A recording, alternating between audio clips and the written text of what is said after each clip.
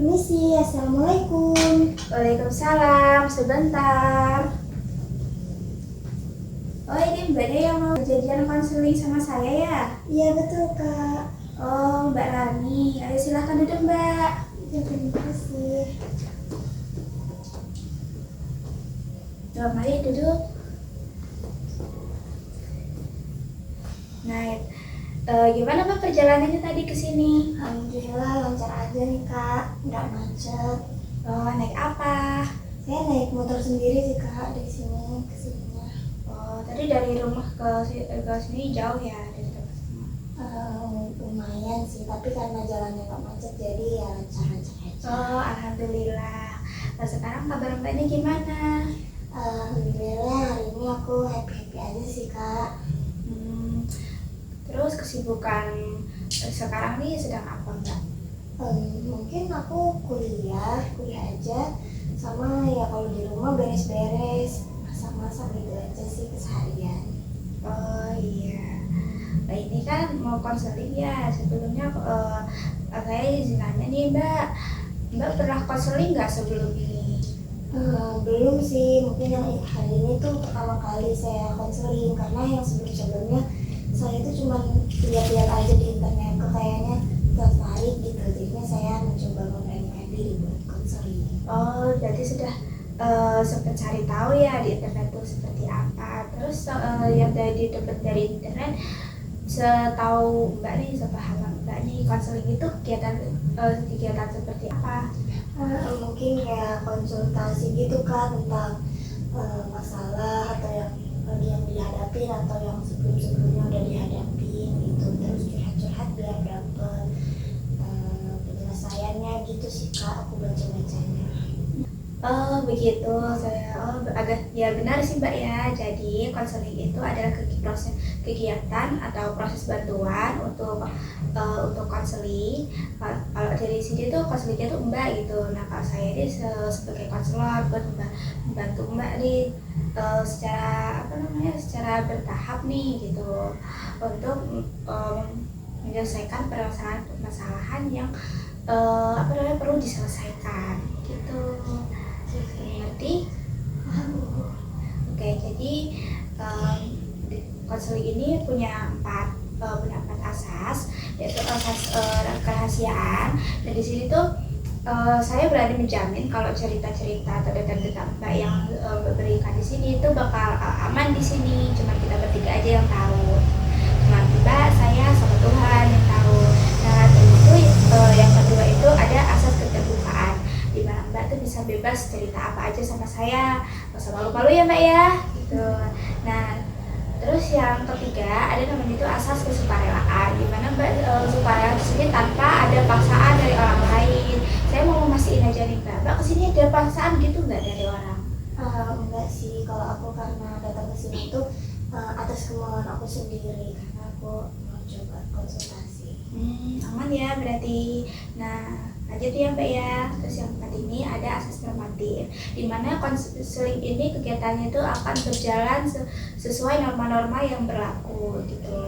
Nah, konseling ini kita ada 25 sampai 30 menit terus per sesinya. Tapi kalau misalnya Mbak mau konseling lagi sama saya nih, bisa kita jadwalkan di lain waktu. Sampai sini bisa dimengerti? Ya, saya mengerti Kak. Dan saya izin merekam konseling ini ya. Ini tapi saya beneran tidak akan menyebarkan ini ke siapapun, oke?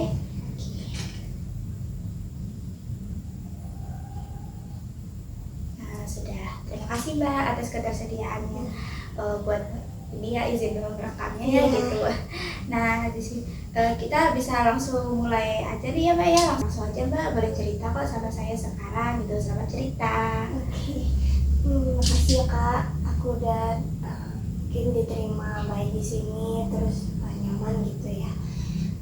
Aku agak sedikit bingung sih Kak ceritanya dari mana, mungkin karena udah lama dan terulang-ulang terus, jadi aku tuh mungkin ada kayak bentrok sedikit lah sama sifatnya ibu aku yang mungkin terlalu menuntut dan membanding-bandingkan sama adik aku.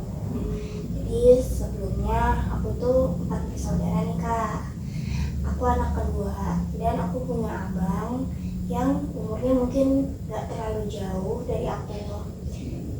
Karena cuman beda 1 tahun 3 bulan gitu kak, jadinya ya masih kayak dikira temen gitu lah ya sama abang sendiri. Cuman abang anaknya memang pinter, terus bertalenta, kadang suka jadi atlet olahraga juga.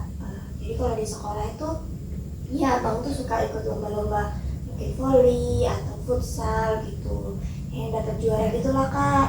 Nah, sedangkan aku nih anaknya mungkin biasa aja ya kak. Nilai pun nggak jelek-jelek banget, tapi ya juga nggak bisa dibilang bagus juga gitu. Tapi kan gimana ya kak, aku sama ibu itu jadinya itu kayak ada bentrok gitu loh kak, karena ibu aku ini mungkin ibu aku dari kecilnya itu juga sering juara di sekolah gitu. Jadi pengennya itu anaknya itu selalu juara, terus dapat nilainya bagus begitu. Nah terus tadi juga aku kan punya 2 adik lagi nih kak, karena aku anak kedua. Adik aku yang satunya itu cewek, yang paling bungsu itu cowok gitu. Nah karena abang aku ini udah pinter banget gitu, jadi dia itu disekolahin di asrama gitu kak. Ibu aku tuh percaya gitu kalau abang itu di asrama itu udah mandiri segala macam. Sedangkan aku nih, jadinya kan aku yang paling tua nih kak di rumah. Jadi ibu aku tuh kayak sering bilang kalau ujian atau nilai-nilai apalagi ulangan harian, postes gitu kak, itu tuh nilainya harus di atas 90. Karena kalau menurut ibu aku, kalau di bawah 90 itu ya jelek lah, kayak nggak serius gitu belajarnya. Jadi kan aku sendiri tuh kayak mati-matian gitulah kak, kayak begadang belajar. Terus kalau ada kisi-kisi tuh benar-benar aku tanyain gitu. Tapi pas pelaksanaan ujian pun nilai aku tuh nggak sesuai dengan harapan gitu kak. Tapi kan menurut aku dari 80 ke atas gitu kan nggak jelek-jelek banget ya kak, nggak remedi juga. Tapi ibu aku tuh kayak ya gitu, nggak apresiasi, tapi juga ya dimarahin gitu, kayak itu berarti buktinya kalau nilainya segitu belajarnya nggak serius, terus berarti tuh nggak memperhatiin gitu kak di kelas. Padahal akunya juga udah begadang sampai begadang, apalagi kalau mau ada ujian gitu. Terus kalau yang adik aku itu ternyata kan dia masih di bawah aku nih, jadi dia itu nilainya ya bagus, terus kadang-kadang dia tuh selalu dapat ranking 3 gitu kak di kelasnya. Jadinya aku sama adik itu kayak sering dibanding-bandingin gitu, katanya ya itu adik kamu lebih bagus nilainya, selalu bagus kayak gitulah. Terus juga ya jadinya kayak sering dibanding-bandingin, kalau aku tuh dibilangnya malas, terus nggak serius belajarnya, nggak perhatiin, padahal kan aku udah kayak tadi gitu. Sedangkan adik aku mungkin yang di rumah tuh ya biasa aja juga gitu, tapi di sekolah mungkin karena mungkin pelajarannya memang sebelumnya masih muda, tapi ya dia selalu dibangga-banggain, tapi akunya enggak gitu kak. Menurut kakak gimana ya kak, aku tuh nyikapin sikapnya ibu aku nih biar akunya tuh kayak lebih lega gitu. Oke. Tapi udah pernah bilang gitu nggak ke ibu, bilang tentang kenapa bu harus 90, 80 juga nggak jelek-jelek amat. Misal kalau kan gini, kadang tuh orang yang rankingnya 3 besar itu nggak selamanya nilainya 90 kan gitu. Aku malah justru di situ sih kak bingungnya komunikasi ke ibu aku gitu ya, gimana ya kalau kan nilai segitu tuh nggak jelek-jelek banget gitu ya, tapi kok nggak pernah diapresiasi. Terus juga ya itu selalu dibandingin sama adik aku. Adik aku tuh ya memang nilainya lebih bagus gitu daripada aku, tapi kan kalau standarnya memang pelajarannya lebih mudah karena tingkat kelasnya juga lebih di bawah aku gitu kan kak. Tapi ibuku tetapnya banggain adik aku sampai kak kalau adik aku mungkin dapat nilainya bagus, apalagi di pelajaran yang kayak math, sains itu ibu aku tuh kayak sering kayak nawarin beli hadiah atau kayak bilang ini anak ibu yang paling pintar, nilai ujiannya bagus, mau dimasakin apa, kayak gitu loh kak. Terus kan sedangkan aku tuh ya karena nilainya nggak pernah memenuhi, mungkin cuma beberapa kali aja gitu ya kak, mungkin karena ulangan harian itu juga bukan yang UTS atau yang UAS gitu kak. Jadi ibuku tuh yang nggak pernah gitu kak bilang ke aku kayak gitu, apalagi ditawarin hadiah ataupun kayak dimasakin kayak adik aku itu. Terus karena ibu aku tuh sering kayak gitu memaksakan itu, akunya tuh jadi takut gitu loh kak. Kan aku juga tuh pengen ngebanggain orang tua ya dengan belajar, aku begadang, terus nanyain kisi-kisi ke guru-guru gitu kak. Tapi ya tetap aja gitu, dari usaha aku itu tuh gak ada gitu yang diapresiasi sama ibu aku, atau ibuku tuh malah diem aja gitu ya, apa emang seharusnya ya begitu gitu. Akunya tuh jadi kayak kepikiran kalau ya apa ibu tuh nggak sayang ya sama aku, sayang sama adik aja gitu. Tapi ya kalau mau sama abang aku ya, karena abang aku juga udah berprestasi, ibuku selalu bilang begitu kan. Tapi karena kondisinya saat ini tuh abang nggak di rumah gitu kan, jadinya dibandinginnya sama adik aku, sama orang yang di rumah gitu ya. Padahal begitu loh, kok secara dilihat dari prosesnya ini kayaknya Mbak udah berusaha semaksimal mungkin gitu ya, tapi kan sepertinya ibu tuh kayak berorientasi kepada hasil gitu daripada proses, benar? Iya mungkin ya gitu ya Bu, karena ya itu tadi Bu, sebelumnya kan saya sudah bilang dari kecil ibu saya tuh sama mungkin nenek saya di sekolahinnya itu ya selalu ranking. Terus kalau belajar yang serius itu berarti nilainya itu benar semua, bahkan ibu itu jarang gitu loh Bu ada yang di bawah 95, karena ya nggak tahu ya Bu, kan orang beda-beda apalagi di pelajaran tertentu kayak math, sains itu kan beda-beda gitu ya Bu. Kok ya ibuku mungkin naruh standarnya itu pinter itu harus ya di atas 90 gitu. Aku juga bingung tuh Bu, mau mulai diskusiin ke ibu aku, takutnya akunya dibilang durhaka atau gimana, karena kayak nasihatin gitu, bukannya anak tuh harus dengerin orang tua gitu ya, malah nanti dikiranya kok anak kayak ngasih saran ke orang tua gitu. Oke, berarti nanti kalau pas bilang jangan kelihatan seperti saran gitu ya. Tapi aku mau nanya juga nih sebelumnya gitu, tapi pernah nggak sekali aja Mbak kayak diapresiasi gitu sama ibu? Ya mungkin gini kak, kalau misalkan dulu pernah tuh ya kan masih mungkin terbilang gampang ya pembelajarannya, karena tuh dapat di atas 90, 95, 93 gitu kak. Tapi aku tuh langsung gini bilangnya, Bu lihat nih 95 nih nilainya gitu. Aku tuh pede gitu loh kak nunjukinnya, karena kan emang itu yang ibuku mau. Tapi pas itu tuh ibuku tuh bilangnya gini, ya kan belum 100 gitu bilangnya, kayak ya udah gitu, jadinya kan berarti memang harus mana yang salah gitu. Justru ibuku fokus ke salahnya gitu kan, padahal mungkin 95 itu udah nilai yang besar banget gitu loh menurut aku, apalagi ya itu di bidang-bidang pembelajaran tertentu kayak math dan sains tadi gitu. Oh begitu, saya mengerti. Padahal ya bakat itu kan nggak sekedar tentang minat akademik doang gitu. Siapa tahu ini Mbak berbakat di bidang-bidang lain gitu ya. Kalau secara bidang akademik ya, kalau di atas KKM itu ya udah bagus gitu kan.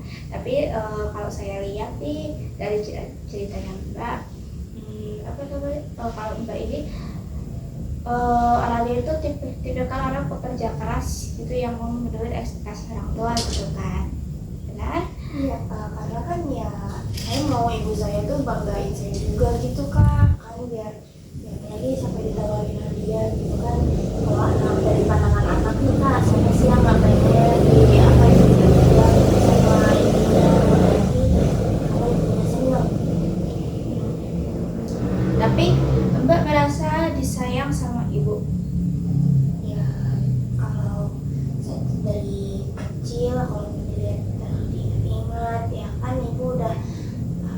kan ya kak, udah rawat sampai saya gede gitu ya. Tapi kan saya yang udah sebesar ini apa ya kak, karena kejadian itu dan ya kan ulangan ini kan terus menerus gitu kak, dari naik kelas ke naik kelas lagi gitu kan.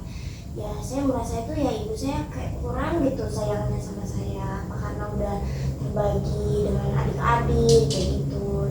Tapi kalau mau dilihat lagi, ibu saya tuh ya membanding-bandingkannya itu berlebihan sih kak, sampai sayangnya itu ya mungkin ya udah terserah gitu, sampai sayangnya itu ya udah diem aja, mau saya dapat nilai berapapun sekarang juga. Sampai sekarang nih kak, sampai saya kuliah, saya tuh sampai kayak kurang peduli gitu loh kak sama nilai-nilai saya. Udahlah mau dapat nilai berapapun itu tuh nggak apa-apa gitu, yang penting ya udah nanti kak apresiasinya ya apresiasi diri sendiri aja gitu. Nggak perlu lah kalau misalkan ibu atau ibu tahu gitu, yang penting kayak remedi itu udah alhamdulillah aja. Jadi menurut aku apa ya, mungkin dengan sikap ibu aku yang kayak gitu itu tuh menurunkan motivasi belajar aku gitu kak. Jadi aku yang sekarang ini kayak bilang, ih udahlah buat apalah belajar sampai bergadang-begadang lagi, nggak apa-apa lah dapat nilainya segitu, yang penting dapat nilai, yang penting nggak jelek-jelek banget deh nilainya gitu kak. Jadi jadi gitu kak. Aduh, sangat agak disayangkan ini ya, gitu sampai ini loh nyampe turun loh motivasi belajarnya, padahal dulu tuh kayak ambis bener gitu kan. Tapi ya mbak ya, ini tuh kalau menurut saya ini mbak dah hebat loh gitu, udah bekerja keras sejauh ini ya, walau apa namanya kurang diapresiasi sama orang tua terutama ibu, tapi ya mbak mau bertahan di sini sampai kayak nggak memilih untuk ke jalan yang salah, itu udah hebat gitu. Buat mungkin gini, menurut aku kalau apa ya nggak terlalu apa ya, mencoba untuk nggak terlalu keras sama diri sendiri kayak tadi, ya udahlah biarin aja, itu suatu langkah yang menurut saya tuh ya bagus lah gitu ya. Kayak ya seenggaknya untuk belajar itu ya karena dirinya sendiri gitu, bukan apa namanya terus karena orang lain, terus kan sampai memaksain diri gitu. Jadi sampai apa namanya memutuskan untuk lebih sayang ke diri sendiri gitu. Jadi kita harus apresiasi nggak sih harusnya gitu. Nah terus sih dia kan katanya ada yang mau disampaikan ke ibu, tapi bingung ya cara ngapainnya gitu gimana. Jadi yang mau disampaikan tuh bagian seperti apa? Ya mungkin ya kayak bilang, bu karena aku udah belajar nih, nah mungkin dari dulu gitu bangun nilai nangka remedi, tapi kan gak jelek gitu, pengen dong ditawarin hadiah juga atau dimasakin masakan kesukaan aku juga gitu, gak cuma adik doang yang ditawarin. Habis itu ya gimana ya, coba sih ibu kayak kalau misalkan nilainya jelek itu mungkin dikasih motivasi itu biar ya apa, biar tetap semangat belajar, bukan yang malah nyalahin kenapa masih segitu nilainya. Kayak gitu sih kak, aku pengennya ngomongnya kayak gitu, cuman kan gimana ya kalau di rumah mah gak bakal bisa ngomongnya kayak gitu karena ibunya kurang terbuka. Dengar juga ya itu tadi, karena bilangnya kok anak kasih saran sih ke orang tua kayak paling bener aja. Kalau menurut saya nih ya mbak ya, ini bisa nih kalau kata saya dimulai dengan cara diri mbak dulu yang terbuka gitu. Maksud saya begini, contohnya tuh kayak apa namanya, bu mau saya bantuin nggak pekerjaannya, kayak nawarin kerjaan rumah gitu contohnya, atau kayak cerita tentang seharian gitu. Bu tadi aku mau cerita dong bu, tadi sekolah aku begini begitu misalnya. itu salah satu menurut saya itu salah satu langkah buat ini ya apa namanya membuka diri ke orang tua. Nah diharap saya sadar dan juga berharap di cara ini tuh orang tua tuh bakal mikir wah anak saya ini lebih terbuka gitu sama saya, kayaknya udah merasa nyaman nih gitu, terus ya jadi ada chemistry gitu kan. Nah terus kalau misalnya chemistry atau kayak apa ya kenyamanan satu sama lain tuh udah kayak terhubung, saling terhubung gitu ya, itu nantinya kan kayak itu kan lebih mudah diajak bicara gitu, bukan apa ya kayaknya bukan terdengar seperti saran tetapi terdengar seperti cerita ke ibu begitu. Bisa diterima? Ya kak, aku belum coba sih, mungkin aku bisa coba habis dari sini. Oke. Kalau gitu kita coba di sini aja dulu gitu ya. Itu cuma saya sama Mbak doang di sini. Jadi coba kalau di sini tuh saya ini sebagai ibunya Mbak gitu ya. Kalau misalnya beliau ini bayangkan kan, kalau misalnya beliau itu ada di sini bicara berdua sama Mbak, bukan sama saya, tapi sama bukan ada saya tapi sama Mbak gitu. Kira-kira nih Mbak, coba peragain Mbak mau ngomong seperti itu, mau ngomong sama ibu tuh apa yang mau disampaikan? Bu, aku tuh pengen loh kayak dibanggain juga kayak adik gitu.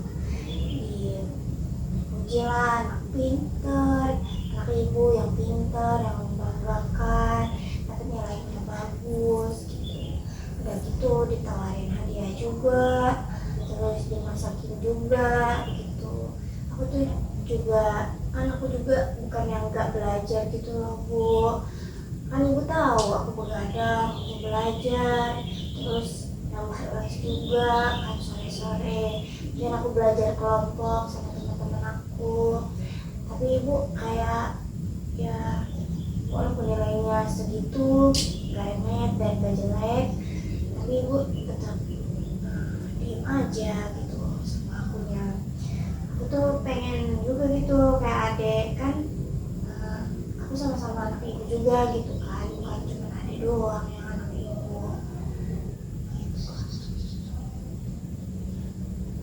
Boleh Mbak diminum dulu ya air kemarin kau haus gitu kan ya. Minum dulu.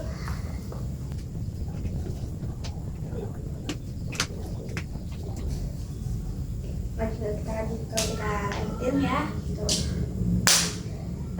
Saya berharap ya dengan nanti kalau misalnya Mbak udah berani mulai buka diri, cerita-cerita ke ibu, jadi lebih akrab, lebih dekat.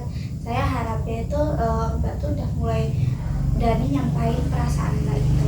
Misalnya bisa yang tadi itu disampaikan ke ibu, itu menurut saya tidak terdengar seperti orang masih mesaran atau ngejudge, tapi kayak apa ya isi kepala anaknya gitu secara jujurnya gimana gitu menurut saya. Nah jadi gimana tadi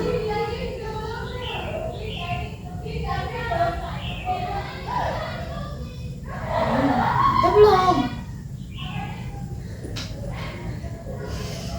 Nah itu deh. Jadi Mbak yang tadi yang tadi praktik seperti tadi itu, kalau Mbak mau tahu itu namanya teknik sosial drama Mbak gitu. Jadi saya berharap dengan memberatkan sesi drama walau agak sebentar ya mungkin karena buat mengefisiensi waktu juga. Maaf ya Mbak ya, soalnya waktunya juga udah agak mepet nih, udah 30 menit berlalu lah kira-kira gitu. Nah saya harap dengan udah. Nah saya harap Mbak lebih berani lagi mengungkapin pendapatnya gitu, dan berhubung ini apa namanya sekedar ngingetin kalau ini tuh waktunya tuh sudah 30 menit berlalu, dan mungkin kita kalau misalnya kayak kurang banget gitu ya di di hati Mbak agak ganjal. Nanti kita bisa jadwalin lagi kalau Mbak kesini gitu. Iya, terima kasih ya Kak udah bantu saya tadi. Mungkin saya bisa ada kayak rasa ya berani gitu buat ngomong dan coba buka obrolan gitu sama ibu saya, karena kan ya kan ibu sendiri ya Kak ya. Saya juga mungkin dari dulu karena kurang terbuka jadinya sama ibu saya itu koneksinya berantakan gitu kan. Jadi mungkin teknik tadi tuh bantu saya deh buat saya tuh ternyata harus bisa lebih berani gitu buat mengungkapin apa yang saya rasakan ke ibu saya gitu. Terima kasih banyak ya Kak. Oke, sama-sama Mbak. Tapi aku mau nanya juga deh, kan kita setelah konseling ini dari sedih ke senang, dari rating 1 sampai 10, sekarang bagaimana perasaan Mbak? Dapat tambah senang apa bagaimana? Ya mungkin kalau senangnya aku hari ini di 8 sih, karena aku senang, aku juga udah berani gitu untuk sesi konseling pertama aku. Mungkin terbilang lancar ya Kak ya. Senang Kak juga udah bantu saya buat ya bisa nih cerita. Biasanya kan saya nggak bisa nih Kak banyak cerita kayak gini gitu. Apalagi kan menyangkut masalah keluarga, takutnya itu kayak dibilangin kok kamu ngumbar aib ini sih, aib orang tua gitu, karena yang suka nyalahin anaknya gitu. Tapi makasih banget nih Kakak nggak ngechat saya karena udah bilang gitu tuh kata saya atau kata yang di sosmed itu kan. Oh ya enggak dong, nggak bakal ada keseberan begitu, tenang saja kalau sama saya gitu. Nah ini kan berarti tadi ini dong ya, senangnya itu kurang dari 8 ya. Oh, kalau iya sebelum datang ke sini kan saya hari ini mungkin berjalan dengan baik gitu, mungkin hatinya 6 lah, sebagai ya kayak flat aja ya, ini aja nggak ada yang bikin kesel juga sih. Tapi karena saya udah berani memberikan diri buat sesi konseling pertama saya kasih rating hari ini mungkin 8,5 gitu Kak. Aduh, itu rating yang lumayan tinggi gitu. Terima kasih loh Mbak. Lah, ternyata saya bisa nih membantu orang gitu. Semoga Mbak terbantu lah dengan sesi konseling ini gitu. Nah, sesi konseling hari ini kita tutup. Nanti kita jadwalin lagi kalau misalnya ada yang perlu ditanyain atau mau curhat sama saya via online boleh, tapi kita tetap lakukan konseling seperti ini gitu. Karena menurut saya nggak kondusif dong kalau cuma online saja. Tapi saya nggak kayak misal Mbak diceritain bilang aja saya sebetulnya lumayan senang, tapi ternyata kondisinya ketantengan gitu kan ya gitu. Nah setelah sesi konseling ini mau kemana Mbak? Mungkin saya habis ini mau ngajak tugas aja sih Kak. Semoga berhasil ya Mbak ya, semoga mendapat yang terbaik gitu. Ya amin. Terima kasih ya Kak sekali lagi ya. Iya. Aku mau pamit pulang ya Kak. Iya, boleh. Mari saya antarkan ke depan. Terima kasih Mbak, berbagi sama saya.